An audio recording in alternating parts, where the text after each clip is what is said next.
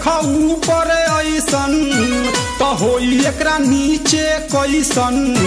भाई हो देखो ऊपर ऐसन तो होई एकरा नीचे कैसन। हमारा बुझाला ई झकास हो। पातर पातर होठ लाली पॉप लागता, चोलिया में दूगो आलू चॉप लागता।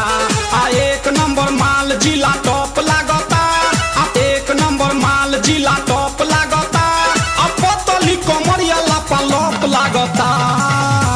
भाई हो देखो ऊपर ऐसन तो होई एकरा नीचे कैसन। हमारा बुझाला ई झकास है।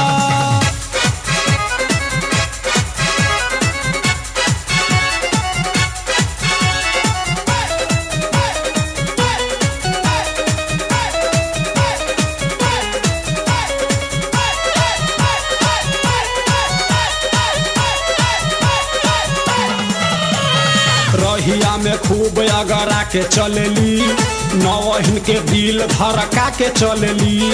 आ छोटे छोटे कपड़ा चढ़ा के चलेली, आ छोटे छोटे कपड़ा चढ़ा के चलेली। आ से कसी बदनिया देखा के चलेली। भाई हो देखो ऊपर ऐसन तो होई एकरा नीचे कैसन।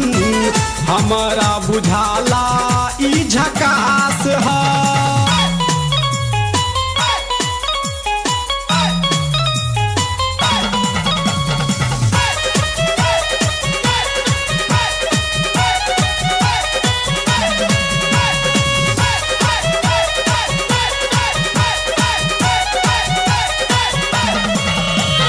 सोलह साल के एज में बेजोर लागेली, देखो देखो चांद ई चकोर लागेली। आ चढ़ल बा जवानी पोरे पोर लागेली, आ चढ़ल बा जवानी पोरे पोर लागेली।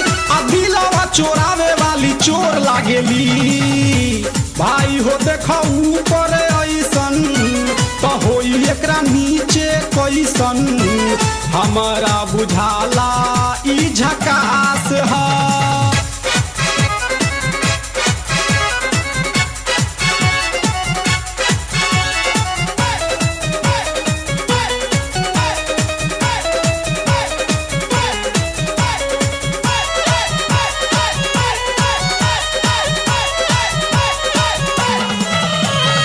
ऐसन माल पाई जे निहाल हो जाई, सकल बलमुआ अब कमाल हो जाई।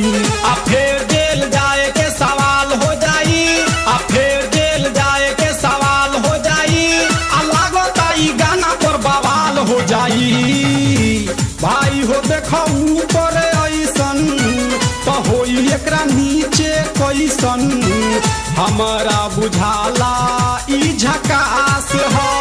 पातर पातर होठ लाली पॉप लागता, चोलिया में दूगो आलू चॉप लागता। आ एक नंबर माल जिला टॉप लागता, आ एक नंबर माल जिला टॉप लागता। आ पतली कमरिया लापालॉप लागता। भाई हो देखो ऊपर ऐसन तो होई एकरा नीचे कैसन। हमारा बुझाला ई झकास